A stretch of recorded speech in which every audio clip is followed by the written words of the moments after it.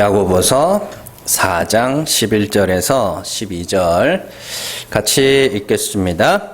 형제들아 서로 비방하지 말라. 형제를 비방하는 자나 형제를 판단하는 자는 곧 율법을 비방하고 율법을 판단하는 것이라. 내가 만일 율법을 판단하면 율법의 준행자가 아니요 재판관이로다. 입법자와 재판관은 오직 한 분이시니 능히 구원하기도 하시며 멸하기도 하시느니라. 너는 누구이기에 이웃을 판단하느냐. 아멘. 야고보서 40번째 시간입니다. 죽는 게 쉬운 줄 아나입니다. 지난 시간까지 우리가 야고보의 핵심 내용이라고 할 수 있는 7절에서 10절까지의 내용들을 우리가 살펴봤습니다. 그것도 정리하고 오늘 말씀 살펴보도록 할게요. 자, 7절에서 10절의 말씀은 모두가 과거 명령법이라고 그랬죠. 단순 명령이 아니라 하나님이 반드시 너희에게 그런 일들을 행하시고 반드시 너희를 그렇게 만드실 것이다라는 그런 확정된 미래, 그거에 대한 그 시제가 과거 명령법입니다. 그래서 지금 율법과 간음하고 있는 율법과 간음하고 있는 흩어진 12지파 교회들에게 하나님이 반드시 복종하게 만드실 것이며 반드시 하나님을 가까이 하는 자로 만드실 것이며 마귀를 대적하게 하실 것이며 손을 깨끗하게 하실 것이며 마음을 성결하게 하실 것이며 그렇게 하나님이 그렇게 만들어 가시는 와중에 너희는 반드시 울게 될 것이며 근심하게 될 것이며 낮아지게 될 것인데 왜 그런 일들이 우리에게 일어나는가 하면 하나님이 높이셨음을 알도록 하기 위해서다. 그렇게 이야기를 하는 거죠. 그러니까 하나님은 창세기부터 계속 그런 분이었어요. 그래서 회전하는 그림자도 없고 그런 이야기가 뭐냐면 그냥 원래 그랬던 분인데 그냥 그걸 보는 우리의 눈이 잘못되어 있었기 때문에 엉뚱한 데서 원인을 찾았던 것이죠. 그래서 아브라함의 이야기가 성경에 계속 나오는 이유는 그 아브라함이 하나의 표준이에요. 하나님을 나타낸 표준. 그래서 하나님이 내가 아들을 줄 거야 라고 약속하시고는 하나님이 주셨음을 알도록 하기 위해서 아들을 안 주신 거예요. 99세 때까지. 그 이야기잖아요. 그래서 마지막에 아들 낳으니까 사라가 뭐라 그래요? 하나님이 나를 웃게 하시는도다. 그 이야기거든요. 구원의 이야기예요, 그게.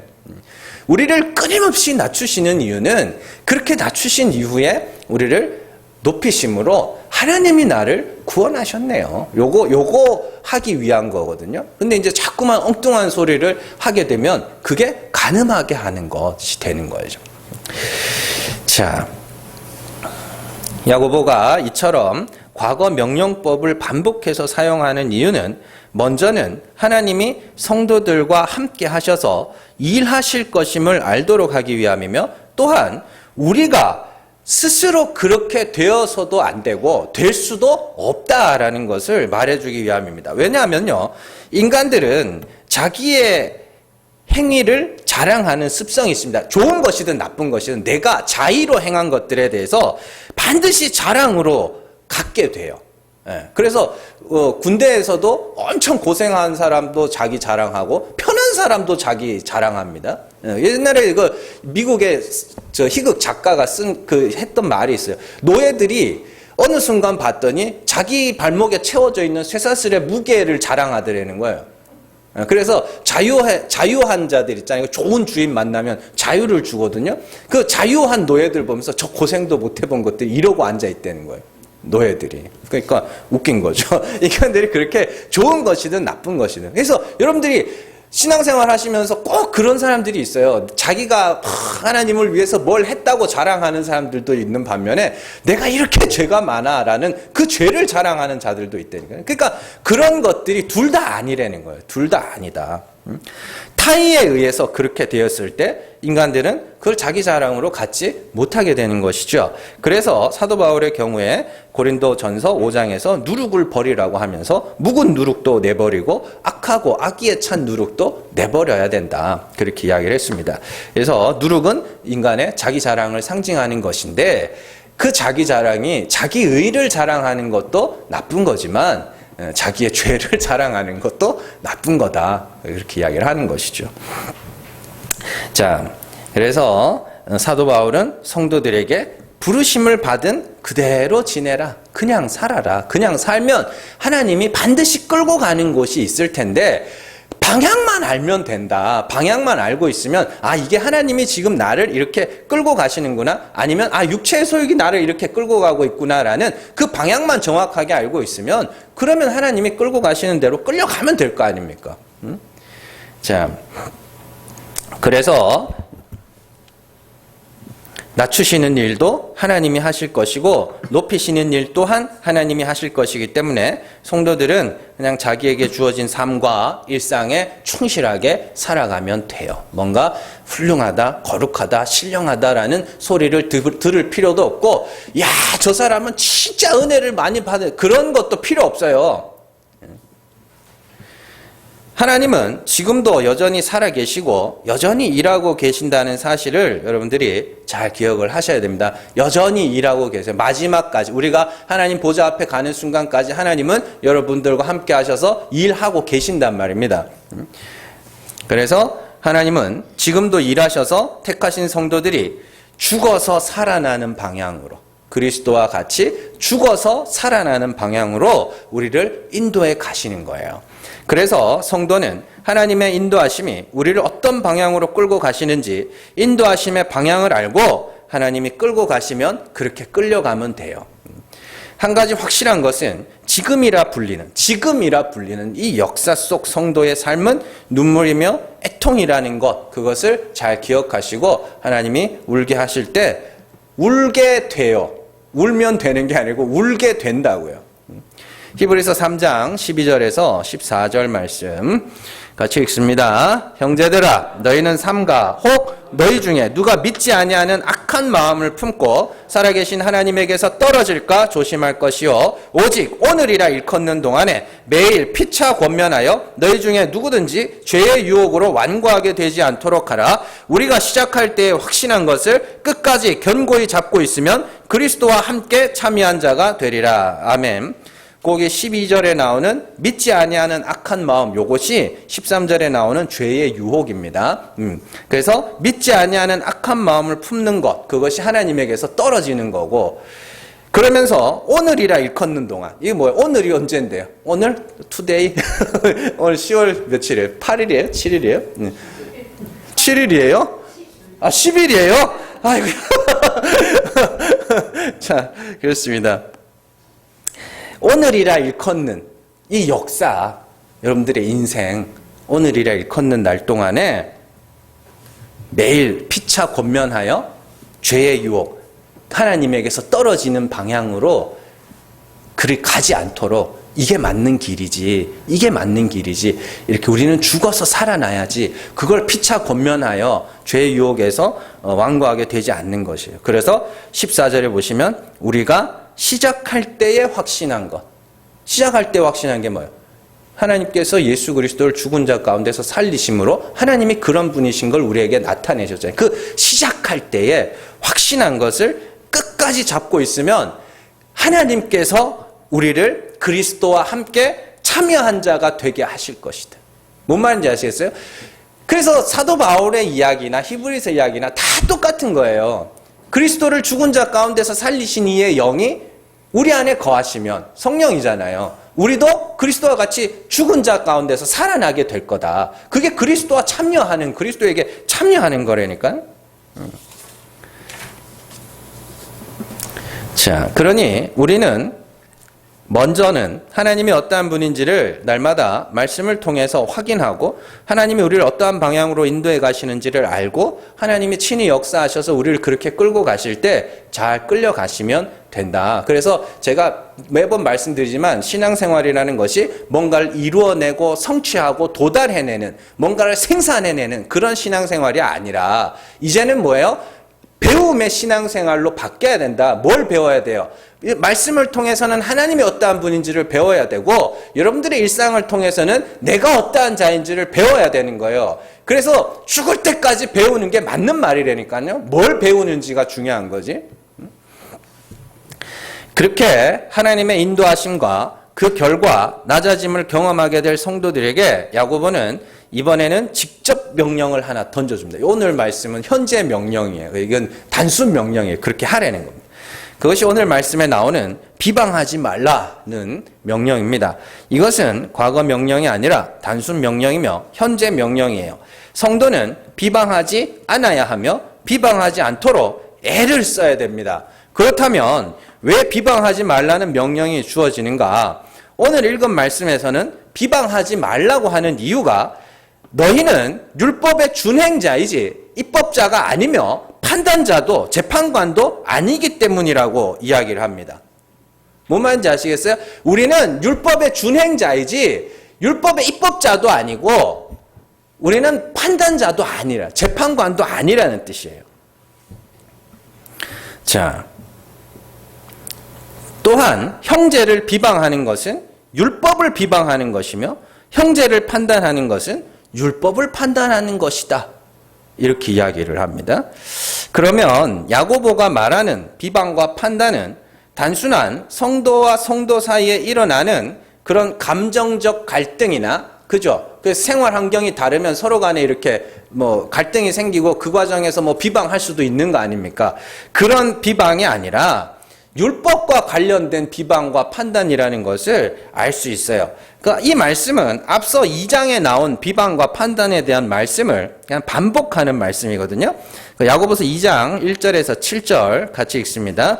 내 형제들아 영광의 주 곧 우리 주 예수 그리스도에 대한 믿음을 너희가 가졌으니 사람을 차별하여 대하지 말라. 만일 너희 회당에 금가락지를 끼고 아름다운 옷을 입은 사람이 들어오고 또 남루한 옷을 입은 가난한 사람이 들어올 때에 너희가 아름다운 옷을 입은 자를 눈여겨보고 말하되 여기 좋은 자리에 앉으소서 하고 또 가난한 자에게 말하되 너는 거기 서 있든지 내 발등상 아래에 앉으라 하면 너희끼리 서로 차별하며 악한 생각으로 판단하는 자가 되는 것이 아니냐. 내 사랑하는 형제들아 들을지어다. 하나님이 세상에서 가난한 자를 택하사 믿음에 부여하게 하시고 또 자기를 사랑하는 자들에게 약속하신 나라를 상속으로 받게 하지 아니하셨느냐. 너희는 도리어 가난한 자를 업신 여겼도다. 부자는 너희를 억압하며 법정으로 끌고 가지 아니하느냐. 그들은 너희에게 대하여 일컫는 바 그 아름다운 이름을 비방하지 아니하느냐. 아멘. 요 2장 1절에서 7절의 말씀이 비유예요. 비유고 그 비유를 정리해 놓은 게 오늘 말씀이란 말이에요. 먼저 2장 1절 내용에 보시면 야고보는 예수 그리스도에 대한 믿음을 가졌기 때문에 차별하지 말아라 이렇게 이야기를 합니다. 예수 그리스도에 대한 믿음을 가지는 것과 차별에 대하여 무슨 상관관계가 있는가? 자, 예수 그리스도를 야고보가 뭐라고 부르고 있냐면 예수 그리스도를 영광의 주라고 부르고 있죠. 영광의 주가 뭐예요? 그리스도께서 나타내신 하나님. 너희가 영광의 주, 곧 예수 그리스도에 대한 믿음을 가졌다. 이게 뭐냐면 너희가 예수 그리스도께서 나타내신 하나님이 참 하나님이심을 믿고 있기 때문에 너희는 절대로 차별하면 안 된다. 그런 이야기거든요. 그러면 예수 그리스도께서 나타내신 하나님이 어떠한 하나님이에요? 죽은 자를 살리시는 하나님 아닙니까? 뭐 매일 배우는 거죠. 그래서 야고보는 하나님을 죽은 자를 살리시는 하나님 대신에 5절 말씀에 보시면 하나님이 세상에서 가난한 자를 택하사 믿음에 부요하게 하시고 또 자기를 사랑하는 자들에게 약속하신 나라를 상속으로 받게 하지 아니하셨느냐. 그러니까 영광의 주라는 말이나 요 하나님은 가난한 자를 믿음에 부요하게 하셔서 하나님 나라를 상속하게 하신다는 말이나 같은 말이에요. 그런데 야고보가 성도들에게 뭐라 그래요? 가만 보니까 너네가 부자를 보면은 좋은 자리에 앉으소서 하면서 가난한 자는 저기 내 저 발밑에 앉아 있으라 이러던데 그런 이야기죠. 그 왜 차별해? 그러면서 하나님은 가난한 자를 믿음에 부여하게 하셔서 구원하시는 분인데 너희는 왜 부자를 높여주니? 그런 이야기를 하는 거예요. 자, 성도들은 모두가 가난한 자로서 하나님의 다시 살리시는 은혜만을 소망해야 하는 자들인데 그럼에도 불구하고 너희가 너희의 가진 것을 근거로 차별한다면 너희가 죽은 자를 살리시는 하나님을 믿는 자들이 맞느냐? 너희가 믿는 하나님이 그리스도께서 나타내신 하나님이 맞느냐? 그 이야기예요. 그래서 4절에서는 차별하는 것을 악한 생각으로 판단하는 것이라고 하고, 그리고 부자들에 대해서 아주 중요한 말씀이 하나 나오는데 7절을 보시면 그들은, 부자들입니다. 그들은 너희에게 대하여 일컫는 바 그 아름다운 이름을 비방하지 아니하느냐, 이렇게 되어 있어요. 이게 정확하게 제가 번역을 해드리면, 자, 이 수동태 문장입니다. 너희에 의해서 불려지는, 그러니까 바꿔 말하면 너희가 부르는 그 이름을 비방하는 자들이 아니냐. 너희가 부르는 그 아름다운 이름 뭐예요?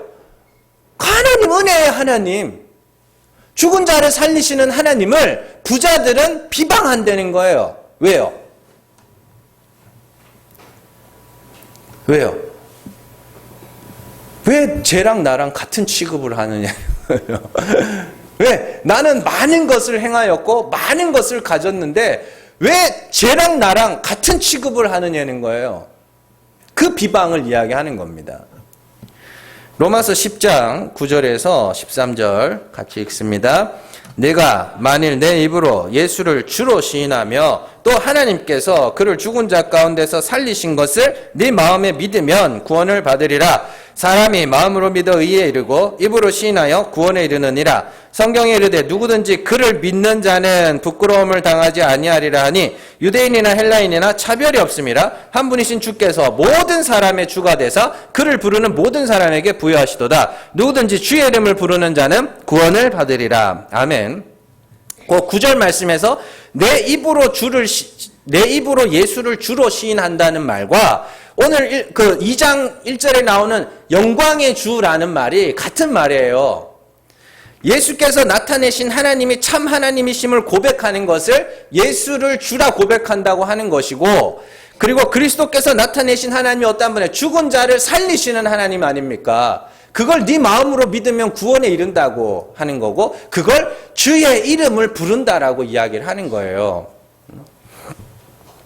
그렇게 하나님이 죽은 자를 살리시는 분이심을 알고 그리스도와 같이 죽는 것을 야고보는 가난한 자라 하고, 그 죽은 자의 자리에서 하나님의 다시 살리심을 소망하는 상태를 주의 이름을 부르는 자. 그래서 주의 이름을 부르는 자들은 유대인이나 헬라인이나 절대로 뭐가 없다 그래요? 차별이 없다. 왜? 내가 죽은 자임을 알게 됐거든요. 내가 죽은 자임을 알게 됐기 때문에 누구 앞에서도 내가 살았다 할 수 있는 자가 없다는 거예요. 다시 2장의 말씀으로 돌아와서 우리는 죽은 자를 살리시는 은혜의 하나님을 부르는데 부자들은 그 은혜의 하나님을 비방한다고 이야기해요. 부자들은 왜 아름다운 이름을 비방하는가? 부자들은 하나님을 향하여 이 돈 많은 부자가 아니라 그랬습니다. 돈 많은 부자 이야기는 거의 안 나와요. 거의. 행위의 부자예요. 행위의 부자. 행한 것이 많고 쌓은 것이 많고 내놓을 것이 많고 자랑할 것이 많은 자들이라 하나님의 은혜와 긍휼이라는 것이 그들에게는 부당한 것으로 들리기 때문입니다. 차별된 보상을 바라는 자들에게 은혜라니 긍휼이라니. 그래서 신앙생활 하시면서 막 그런 분들이 실제로 있잖아요. 상급이 없는데 내가 왜 이걸 하냐고. 상급이 없는데 내 이걸 왜 하냐고. 거기가 왜 천국이냐고. 실제로 이야기를 해요. 그렇게. 구원이 상이라니까요. 구원이. 여러분들이 자신을 알아가면 하나님께서 여러분들을 구원하셨다는 그것이 상이라니까요. 구원이 상으로 여겨지지 않으면 거기는 또 다른 지옥일 뿐입니다. 그래서 율법이라는 게 필요한 거예요. 이 땅에서 우리가 하나님이 구원하셨구나를 알기 위해서 그게 필요한 거예요. 예수님이 죄인들과 세리와 식사하는 것을 보고 바리새인들이 죄인들을 멸시하면서 말하죠. 너희 선생은 왜 죄인들과 세리들과 같이 먹느냐? 하나님을 향해서 뭔가를 많이 행했다고 말하는 자들은 그 가난한 죄인들에게 거저 주어지는 은혜가 불편한 거예요. 뭐 우리가 자주 살펴봤지만 한 데나리온에 비해서 이른 아침에 와서 막 일한 사람들이 마지막에 5시, 11시죠. 11시에 와가지고 일한 사람들 보고 왜 쟤랑 나랑 같이 취급하느냐. 첫째 아들이 탕자가 돌아와서 둘째 아들 아닙니까? 둘째 아들 왔을 때 왜 아버지의 재산을 창기와 함께 다 탕진해버린 저 아들한테는 그렇게 잔치를 벌여서 줍니까? 그 아버지가 뭐라고 그래요? 이 아들은 죽어서 살아났잖아. 죽었다가 살아났잖아. 그렇게 이야기를 하는 거예요. 그래서 이 바리새인, 그 첫째 아들을 상징하는 게 바리새인들입니다. 바리새인들이 뭐라 그래요? 그 잔치에 자기가 안 가요. 기분 나쁘니까 자기가 안 간다니까요. 여러분들 지옥을 인간들이 막 가기 싫은데 하나님이 억지로 보낸다고 생각하지 마세요. 지옥은요, 인간들이 알아서 가요. 가만 냅두면. 다 알아서 가는 중에 하나님이 택하신 자들만 천국으로 끌어오는 거라니까요. 그래서 천국으로 끌려가는 사람들이 가끔씩 소외감을 느낄 때가 있어요. 왜냐하면 다 지옥으로 가고 있는데, 그래서 다 가고 있으니까 거기가 맞는 것 같아. 맞는 것 같은데 하나님이 자꾸 아닌 대로 끌고 가는 것 같아.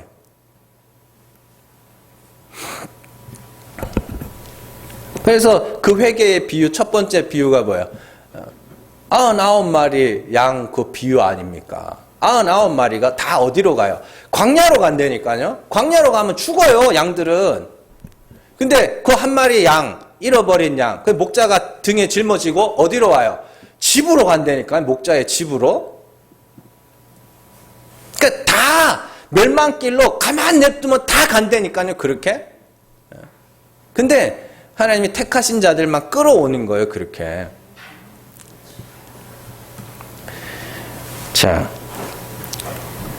그러니까 내가 행한 것이 얼마나 많은데 내 수고와 노력을 알아주지 않고 그냥 자기가 보기에, 인간이 보기에, 저 인간은 진짜 지옥에 던져 넣어도 시원찮은 인간들에게 하나님이 은혜를 베풀어 버리시는 거예요.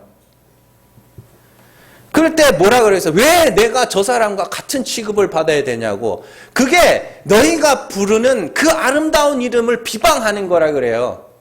부자들이 하는 이야기예요, 그게.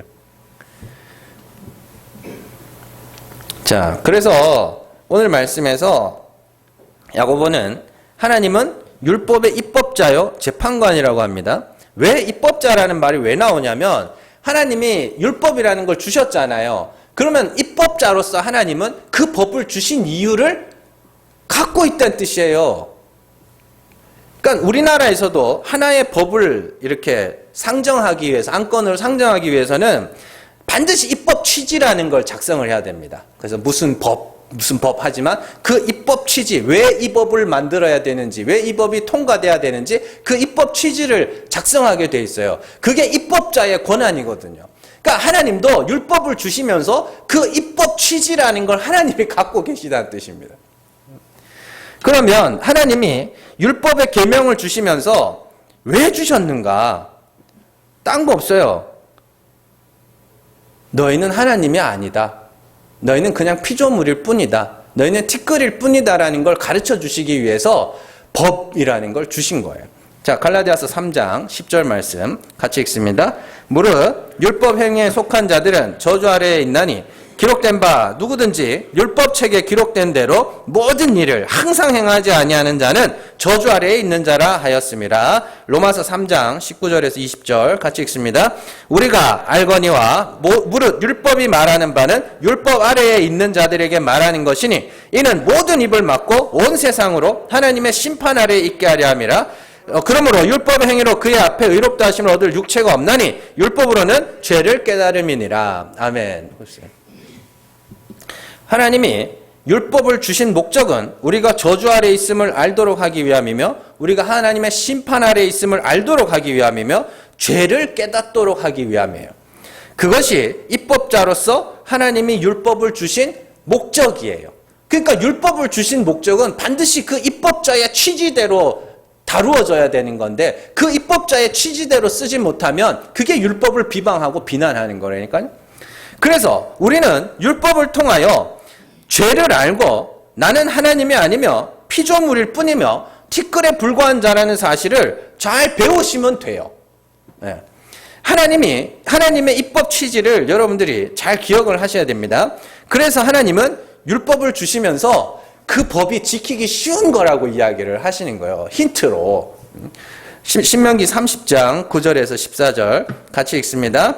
내가 내 하나님 여호와의 말씀을 청종하여 이 율법책에 기록된 그의 명령과 규례를 지키고 네 마음을 다하며 뜻을 다하여 내 여호와 내 하나님께 돌아오면 내 하나님 여호와께서 내 손으로 하는 모든 일과 내 몸의 소생과 내 가축의 새끼와 내 토지 소산을 많게 하시고 내게 복을 주시되 또 곧 여호와께서 내 조상들을 기뻐하신 것과 같이 너를 다시 기뻐하사 내게 복을 주시리라. 내가 오늘 내게 명령한 이 명령은 내게 어려운 것도 아니요 먼 것도 아니라 하늘에 있는 것이 아니니 내가 이르기를 누가 우리를 위하여 하늘에 올라가 그의 명령을 우리에게로 가지고 와서 우리에게 들려 행하게 하려 할 것이 아니요 이것이 바다 밖에 있는 것이 아니니 내가 이르기를 누가 우리를 위하여 바다를 건너가서 그의 명령을 우리에게로 가지고 와서 우리에게 들려 행하게 하려 할 것도 아니라 오직 그 말씀이 내게 매우 가까워서 내 입에 있으며 내 마음에 있은즉 네가 이를 행할 수 있느니라. 아멘.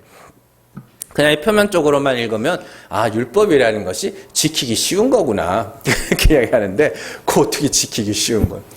하나님이 애초에 이 율법이라는 것을 통하여 율법을 주신 목적이 뭐냐면 명령과 규례를 잘 지켜서 입법자의 입법 취지를 잘 지켜서 어떻게 해요? 여호와께로 돌아오게 하려 함이라. 9절에 나오잖아요.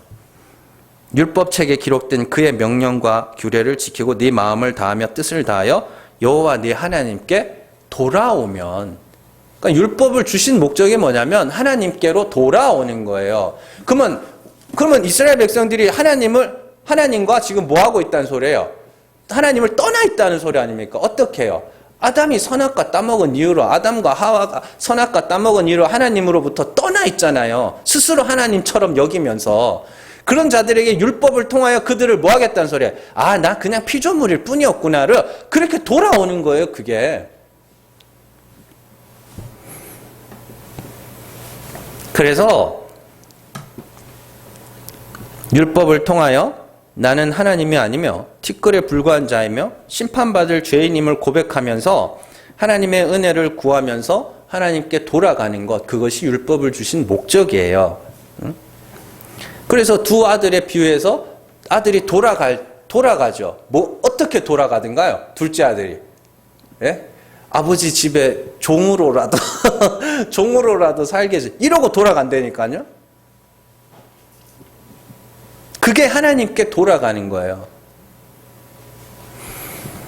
그냥 보통 율법을 잘 지키는 것이 하나님께 돌아가는 것이라고 생각들을 하는데 그건 완전히 말씀을 잘못 이해하고 있는 겁니다. 그래서 로마서에서 바울은 율법은 모든 입을 막고 온 세상이 하나님의 심판 아래 있음을 알도록 하기 위하여 주신 것이라고 하는데, 율법을 잘 지키는 것이 하나님께 돌아가는 거라고 하면은 그건 성경을 오해하는 거죠. 율법으로 내가 심판받을 죄인임을 알고 하나님의 긍휼을 구하는 것이 여호와께로 돌아가는 것이며 그것이 율법의 완성이에요. 그래서 예수님이 율법의 마침이 되셨다 이렇게 이야기를 합니다. 자, 로마서 10장 4절에서 8절 같이 읽습니다.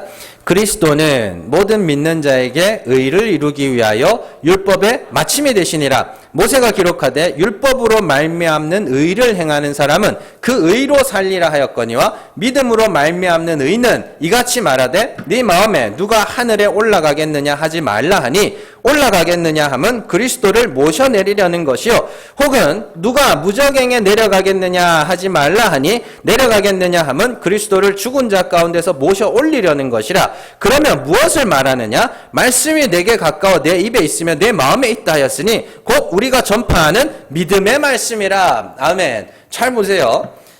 지금 이 로마서 10장에서 읽은 말씀이 아까 읽었던 그 신명기 말씀을 그대로 인용해 놓은 거거든요. 자, 율법의 마침이 뭐예요? 예수 그리스도는 율법의 마침이 되셨다고요. 예수님이 어떻게 율법을 마치셨는데? 그거에 대해 죽어버리셨잖아요, 십자가에서. 예수 그리스도는 모든 믿는 자에게 의를 이루기 위하여 율법의 마침이 되셨다. 자, 모든 믿는 자에게 의를 이룬다는 것은 하나님의 의가 그들에게 주어지도록 하기 위하여 예수님이 율법을 끝내버리셨다는 소리예요. 자, 예수님이 십자가에서 저주를 받으시는 것이 율법의 마침이며 그렇게 십자가에서 저주를 받아 죽으시자 하나님의 의가 그를 죽은 자 가운데서 살려내셨다는 뜻이거든요. 근데 그 의를 알지 못할 때에는 어떻게 해요? 율법을 열심히 지켜서 내가 의롭게 돼야 되겠다 하는 그 마음을 갖고 있었잖아요. 그죠? 그러면서 중간에 나오는데 이건 뭐 6절, 7절 말씀 이렇게 돼 있는데, 자, 네 마음에 누가 하늘에 올라가겠느냐 하지 말라 하니, 그죠? 이 신명기의 말씀입니다. 누가 그 말씀을 가지러 하늘에 올라가겠느냐 하지 말라. 그렇게 기록하고 있는 건 하나님이 위에서 아래로 내려주겠다는 거야. 그게 뒤에 나오는 그리스도를 모셔 내리려는 것이요 라는 뜻이고, 누가 무저갱에 내려가겠느냐 하지 말라 하니, 그죠? 그 하지 말라 하는 것은 하나님이 무저갱에서 그리스도를 끌어올리려는 고 그렇게 말씀하신 거다. 이게 뭐냐면, 그래서 그리스도께서 위에서 아래로 내려오셔서 죽은 자 가운데서 살아나셔서 우리에게 임한 그 믿음의 말씀이라는 게 뭐예요? 참 하나님을 아는 지식이라니까요. 참. 그래서 5절에서 율법으로 말미암는 의를 행하는 사람은 율법의 의로 살리라 하였지만, 그런데 그건 살아요, 못 살아요? 못 산다니까요. 믿음으로 말미암는 의에 대하여 신명기의 말씀을 인용하여 하늘에서 내려오신 예수 그리스도께서 나타내신 죽은 자를 살리시는 하나님, 그게 우리가 전하는 믿음의 말씀이야. 자, 신명기 10장 1절에, 로마서 10장 1절에서 3절입니다. 같이 읽습니다. 형제들아, 내 마음에 원하는 바와 하나님께 구하는 바는 이스라엘을 위함이니 곧 그들로 구원을 받게 함이라. 내가 증언하노니 그들이 하나님께 열심히 있으나 올바른 지식을 따른 것이 아니니라. 하나님의 의를 모르고 자기 의를 세우려고 힘써 하나님의 의에 복종하지 아니하였느니라. 아멘. 3절에 보시면 하나님의 의가 있고 자기 의가 있네요. 이 자기 의를 율법의 의라 그러고 하나님의 의를 믿음의 말씀이라고 이야기를 하는 거예요. 그래서 하나님의 의가 어떻게 임하느냐? 율법에 대하여 죽어버린 자들에게 하나님의 의가 임하여 그를 죽은 자 가운데서 살려내는 거거든요. 근데 자기 의를 의지하는 자는 율법을 어떻게 봐요? 살리는 율법으로 보고 그걸 열심히 지켜서 내가 의롭게 되겠다 하는 그 방향으로 가는 거란 말이죠. 그걸 뭐라는 올바른 지식이 없다고 그래요. 2절에 나오죠. 그들이 하나님께 열심히 있으나 올바른 지식을 따른 것이 아니라, 올바른 지식이 무슨 지식인데요? 하나님을 아는 지식이라니까. 그들이 하나님을 오해하고 있어서 하나님을 향한 올바른 지식이 없다 보니까 자꾸만 엉뚱한 소리를 하는 거예요.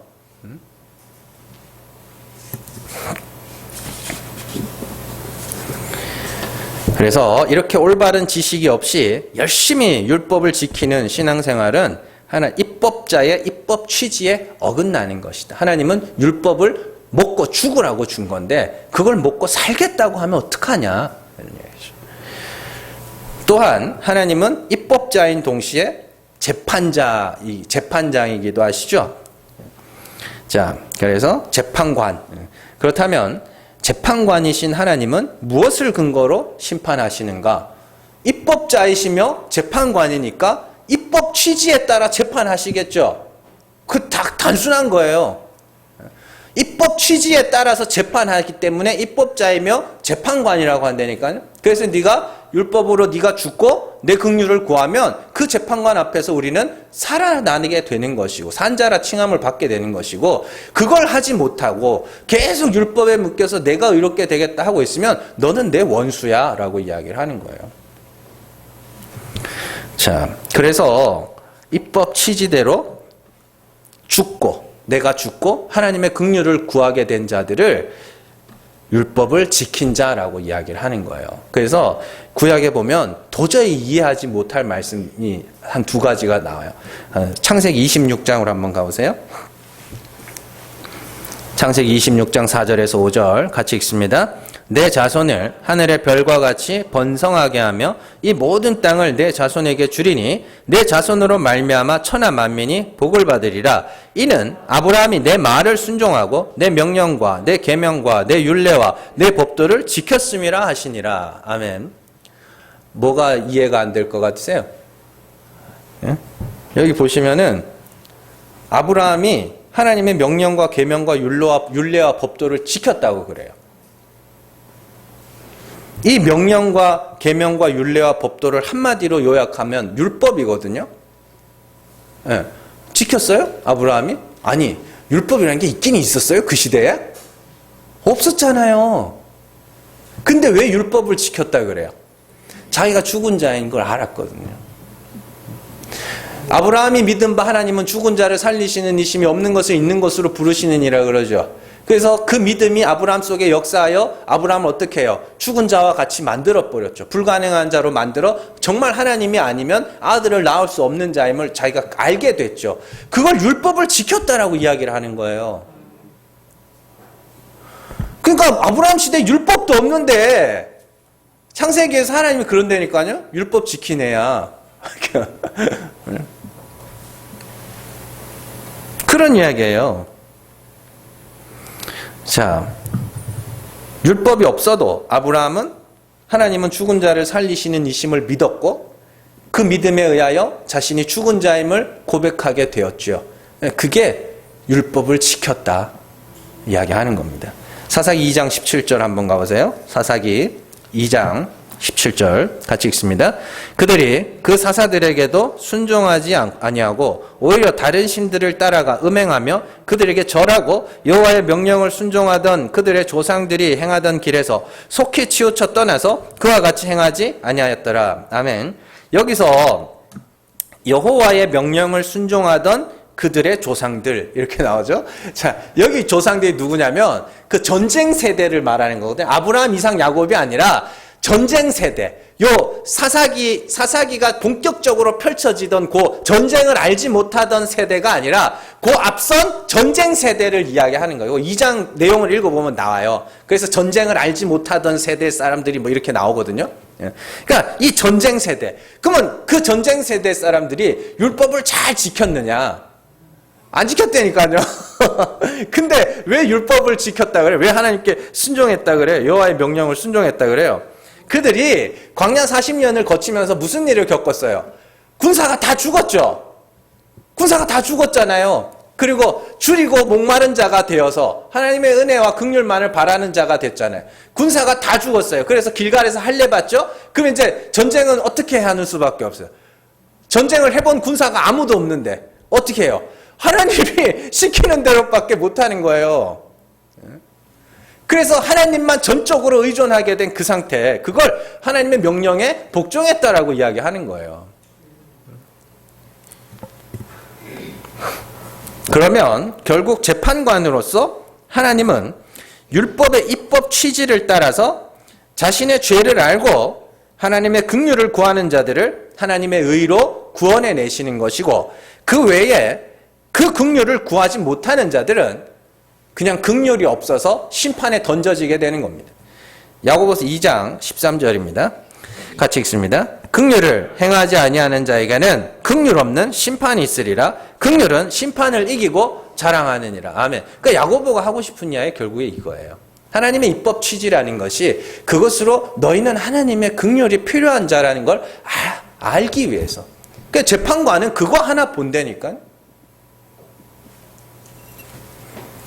우리는 긍휼이 필요한 자임을 알려는 겁니다. 긍휼을 행한다 그러니까 막 다른 사람들을 불쌍히 여기서 베푸는 이런 이야기가 아니에요. 하나님을 향하여 긍휼을 구하는 거예요. 자, 그래서 율법의 준행자로서 우리는 이 율법을 어떻게 봐야 돼요? 이제 그걸로 내가 죽으면 돼요. 그걸로 죽으면 된다니까요. 이 율법이라는 것 자체가 나를 죽이는 도구로 주신 것이기 때문에 이제는 수고하고 무거운 율법의 짐을 벗고 그리스도와 같은 멍에를 메고 그리스도께서 얹어주시는 짐을 져야 돼요. 그게 뭐예요? 십자가라니까요. 근데 늘 말씀드리지만 말이 쉽지. 왜 내 죄와 허물들을 자백하는 걸 왜 죽음이라고, 죽는 거라고 표현하겠어요? 쉽지 않아서 그래요. 그래서 성령이 우리의 연약함을 도우시는 거예요. 연약함을 도우셔서 긍휼의 자리로 우리를 끌고 가시는 수밖에 없는, 우리는 그래서 살지도 못하고 죽지도 못하는 그런 자들인데 성령이 우리를 죽음의 자리로 끌고 가서 하나님의 긍휼을 구하게 만드시는 거란 말입니다. 그게 여러분들 안에 있는 진리가 하는 일이에요. 그래서 여러분들은 이제 마음이 확정되셔야 됩니다. 1차적으로는 하나님이 죽은 자를 살리시는 분이심을 확실하게 믿으셔야 돼요. 확정돼야 된다고요.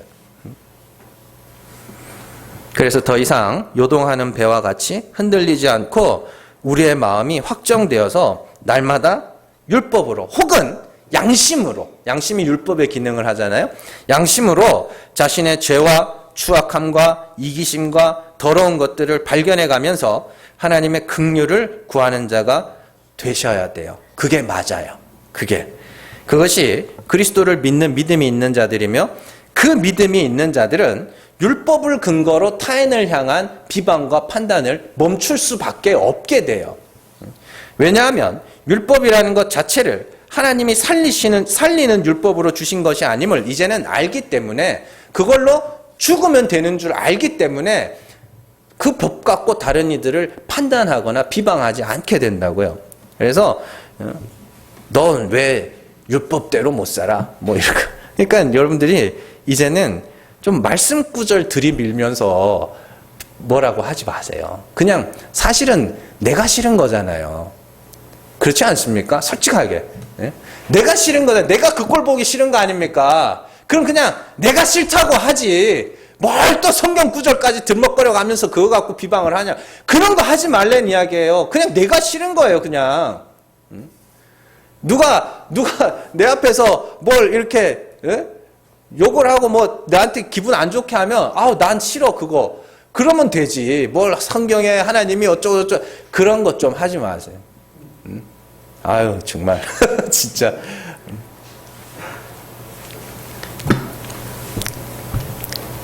그래서 그러니까 사람이 좀 이렇게 진리를 알고 나면 솔직하게 돼요. 솔직하게 되면서 그냥 그렇게 내가 싫은 거지.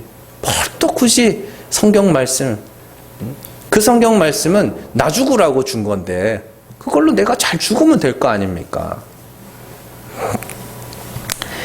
현재 우리나라뿐만이 아닙니다. 세계적인 추세는 굉장히 시대에 역행해 가고 있습니다. 왜냐하면 이 나라가 지금 추구하는 방향이 조선시대를 추구하고 있기 때문이에요. 우리는 대한민국이지 남조선이 아닙니다. 네. 자, 유교 사상을 자꾸 이 국민들에게 주입을 해가고 있어요. 유교 사상을. 여러분들 유교 사상을 한마디로 요약한 게 뭔지 아세요? 여러분들이 쓰는 말 중에 유교 사상을 한마디로 요약한 게 미안하면 미안할 짓을 하지 말지, 그거 있죠? 미안해 그러면 미안할 짓을 하지 말아야지, 그거 있죠? 그 유교 사상의 핵심입니다. 그래서 공자에게 제자가 묻죠. 선생님, 예가 뭡니까? 신뢰를 범하지 않는 거다. 그게 그 말이거든요. 미안할 짓을 왜 해? 그렇게 이야기하는 게 유교 사상인데 지금 시대가 그렇게 가고 있다고요. 그리고 그렇게 해요. 죄를 범하는 자들에 대해서 온 세상이 나서서 뭐예요? 손가락질하고 돌로 치죠. 그게 시대를 역행하고 있다는 것이며, 그것이 지금 알게 모르게 이 사단의 세력에 장악되어 가고 있다는 증거예요.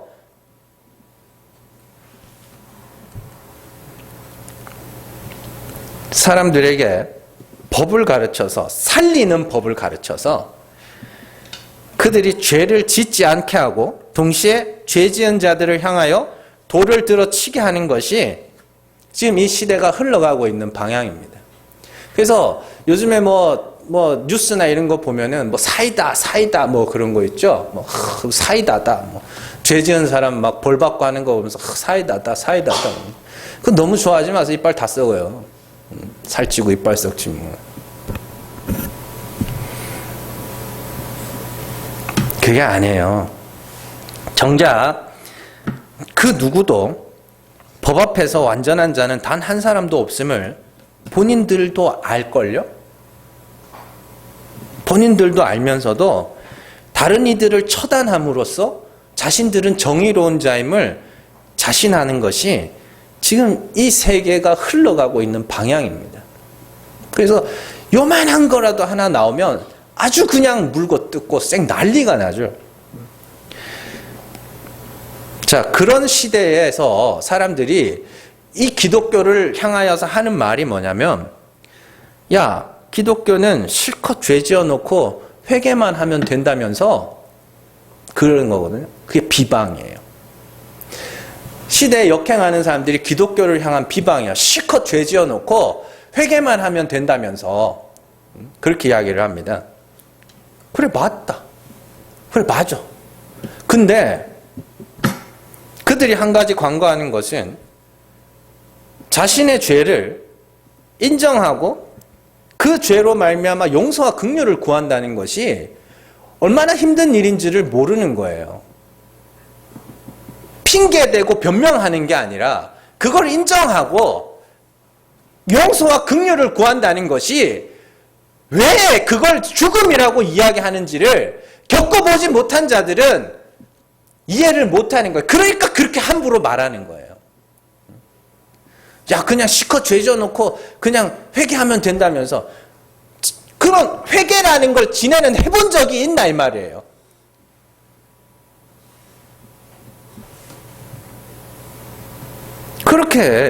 그렇게 가는 거죠.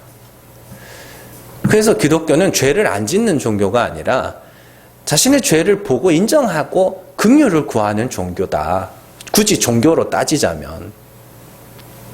근데 그걸 싫어한다니까, 사람들이. 성령이 수시로 우리를 그 자리로 인도해 가시는 거예요. 어떤 핑계도 대지 못하죠. 그래서 기독교에서 죄를 보는 방식은, 세상이 죄를 보는 방식은 이래요. 상황이 그 사람을 죄를 짓게 만들었다. 그의 성장 배경이 그 사람을 죄를 짓게 만들었다. 그렇게 상황에 대한 결과로서 죄를 인식하지만 기독교는 그렇지 않아요. 그 안에 있던 죄가, 감추어져 있던 죄가 상황에 의해서 드러나는 거라고 이야기를 합니다.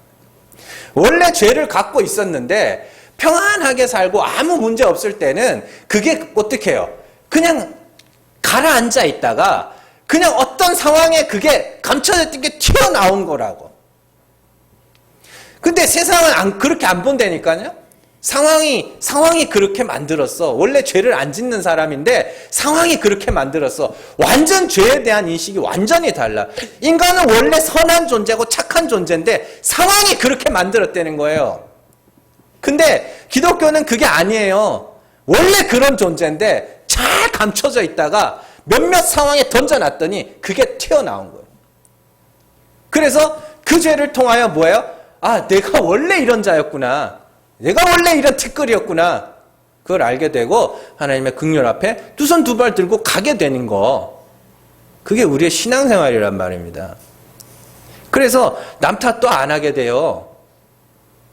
그냥 저 사람 때문에 내 안에 잠자고 있던 죄악들이 깨어난 거구나. 그렇게 되지. 자, 그래서 사람이 정말 올바른 신앙생활 하면은 사람이 점점 작아져 가고 낮아져 가고 마치 사형 선고를 받은 자처럼 그렇게 살아가게 돼요. 그러한 율법의 준행자들은 비방할 수도 없고 비방을 해서도 안 되는 것이고, 아직도 우리 안에 육체의 소욕이 남아 있어서 완전하게 될 수는 없을 겁니다. 그러나 우리는 그러한 내 입에서 비방과 판단이 튀어나오려고 하면 억지로라도 자제할 필요가 있어요. 왜요? 입법자이시며 재판관이신 하나님께서 왜 그 법을 주셨는지, 왜 또 무엇을 갖고 재판하시는지를 다시 한번 여러분들이 기억하시면서 날마다 여러분들이 올바른 신앙생활 잘 감당하시면서 아, 내가 진짜 죽은 자가 맞네. 죽은 자가 맞구나.